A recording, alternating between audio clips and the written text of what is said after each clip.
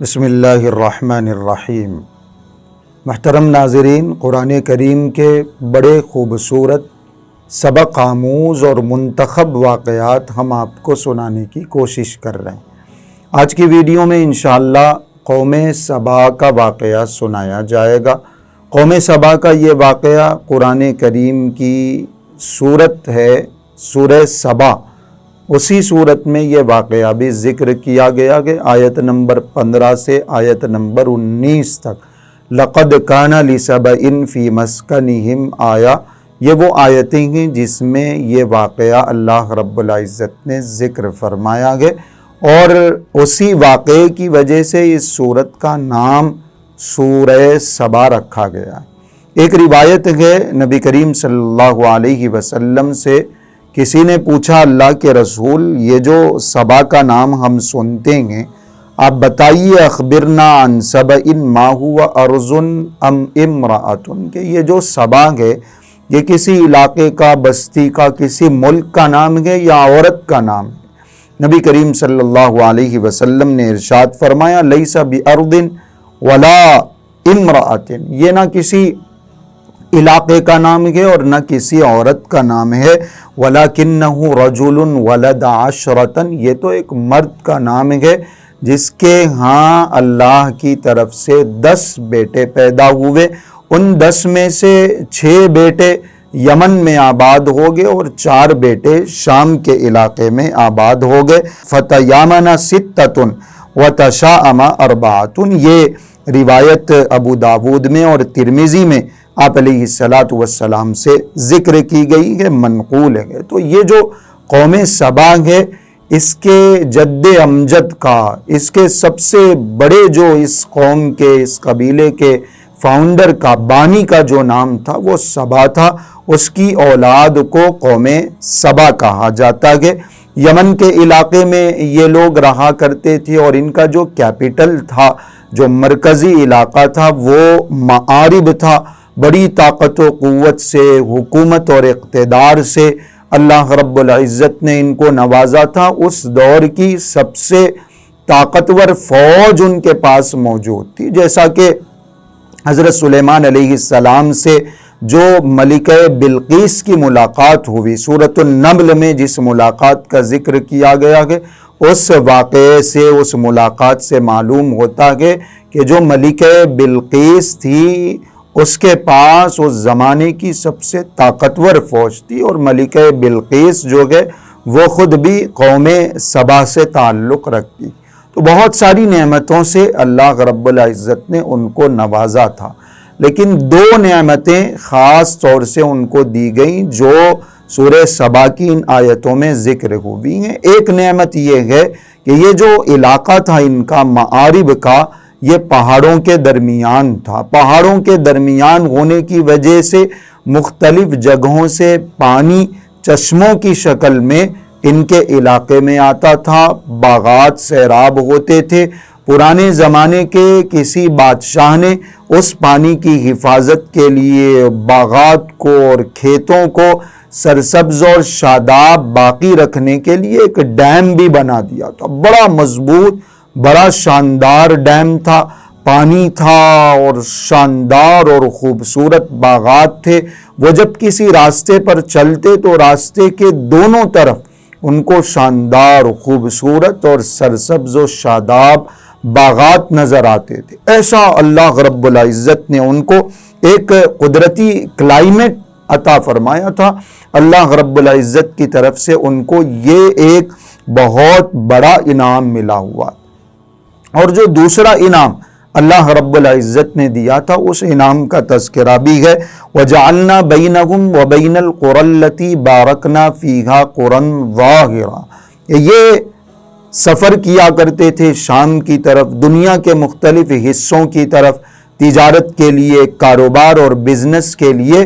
عموماً جب سفر لمبا ہوتا ہے تو راستے میں ویران علاقے آتے ہیں، راستے میں ایسی جگہیں آتی ہیں جہاں کوئی آبادی نہیں ہوتی، جنگل ہوتا ہے، لٹ جانے کا خطرہ ہوتا ہے، ٹھہرنے کا اور رہائش کا مسئلہ ہوتا ہے، کھانے پینے کی پریشانیاں ہوتی ہیں۔ لیکن اللہ رب العزت نے ان کی سہولت کے لیے ایسا انتظام فرمایا تھا کہ ان کے اپنے علاقے سے ان کی منزل تک راستے میں چھوٹی چھوٹی اور بہت ساری بستیاں بنا دی تھی. تھوڑی تھوڑی دیر پہ کچھ لوگوں کو تھوڑی تھوڑی دور پہ اللہ رب العزت نے کچھ بستیاں آباد کر رکھی تھیں، کچھ لوگ وہاں رہتے تھے، جس کی وجہ سے ان کا راستہ بھی بالکل محفوظ تھا. نہ ڈاکے کا خطرہ، نہ ڈاکوؤں کا خطرہ، نہ لٹ جانے کا خطرہ. اور ایسے ہی رات میں قیام کا بھی کوئی مسئلہ نہیں، ان بستیوں میں قیام کر لیا جاتا تھا. کھانے پینے کا کوئی مسئلہ نہیں. یہ بھی ایک بہت بڑی نعمت تھی. یہ دو نعمتیں اللہ رب العزت نے ان کو خاص طور سے عطا فرمائی. ان نعمتوں کے شکریے کے طور پر اللہ رب العزت نے ان کو یہ حکم دیا تھا کہ تم ایمان لاؤ، تم اللہ کی بات مانو، تم ان نعمتوں کا شکریہ ادا کرو جو اللہ رب العزت نے تمہیں دی ہیں. حتیٰ کہ بعض مفسرین نے لکھا ہے کہ اللہ رب العزت نے ان کو دین کی دعوت کو، اللہ کا یہ پیغام سمجھانے تقریباً 10 پیغمبروں کو ان کے پاس بھیجا. ان کے جو پرانے لوگ تھے، آبا و اجداد تھے، ان میں سے بہت سارے مسلمان تھے، جیسے ملکہ بلقیس نے ایمان قبول کر لیا تھا، اور بھی لوگ تھے. لیکن ان لوگوں کے اندر آہستہ آہستہ کفر آ گیا، شرک آ گیا، ناشکری آ گئی، اللہ کی نعمتوں کی ناقدری کرنے لگے.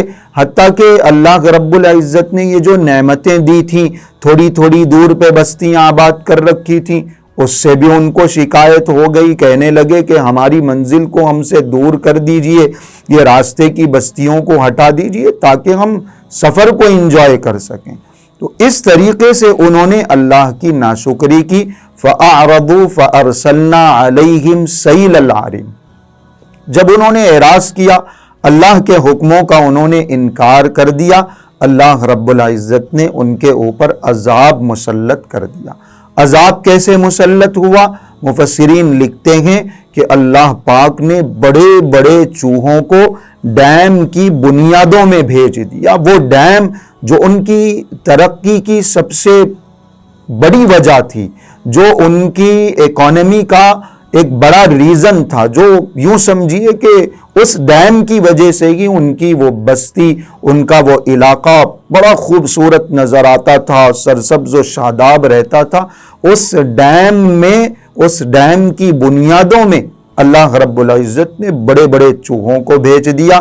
ان چوہوں نے اس ڈیم کی بنیادوں کو کمزور کرنا شروع کر دیا، اور وہ ڈیم کمزور ہوتے ہوتے، بنیادیں کمزور ہوتے ہوتے، پانی اچانک اس بستی میں آیا، اور وہ بستی ساری کی ساری، وہ علاقہ، وہ سارے باغات تباہ و تاراج ہو گئے، برباد ہو گئے.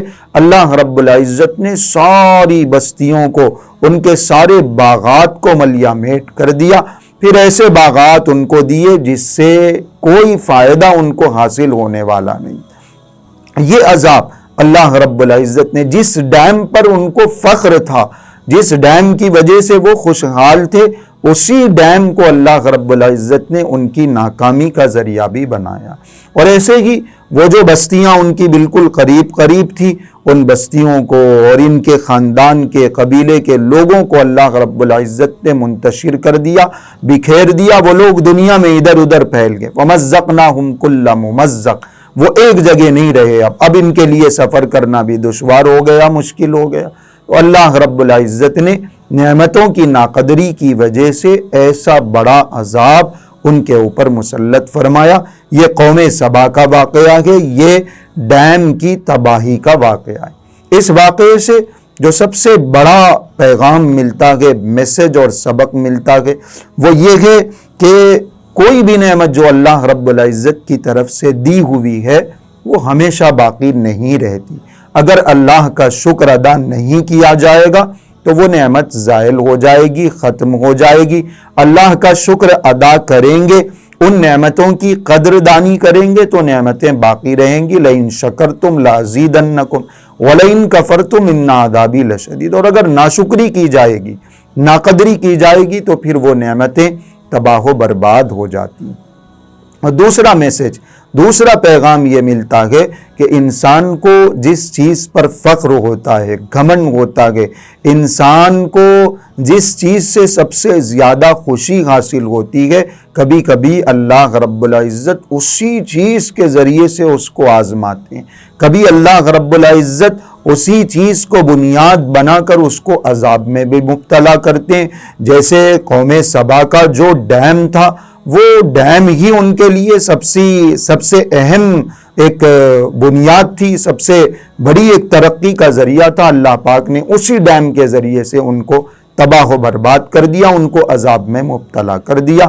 یہ دوسرا میسج ہے۔ اور تیسرا میسج یہ ہے کہ اللہ کی طاقت بہت بڑی ہے، اللہ کی شان بہت بڑی ہے، اللہ کے ارادوں کو پورا کرنے میں کوئی طاقت حائل نہیں ہو سکتی، رکاوٹ نہیں بن سکتی۔ یہ قوم اتنی طاقتور تھی، ان کے پاس نعمتیں اتنی تھی، فوج اتنی شاندار تھی، لیکن جب اللہ نے چاہا تو ان کو ملیامیٹ کر دیا، ان کو عذاب میں مبتلا کر دیا۔ اور یہ قوم سبا کا ایک بڑا عبرتناک واقعہ، سبق آموز واقعہ آج کی ویڈیو میں آپ کو سنایا گیا ہے۔ قرآن کریم کے جو منتخب واقعات ہیں ان میں سے یہ بھی ایک اہم واقعہ ہے۔ یہ واقعہ اگر آپ کو پسند آیا ہے تو لائک کریے، کمنٹ کریے، شیئر کر کے دوسروں تک اس واقعے کو پہنچانے کی کوشش کریے۔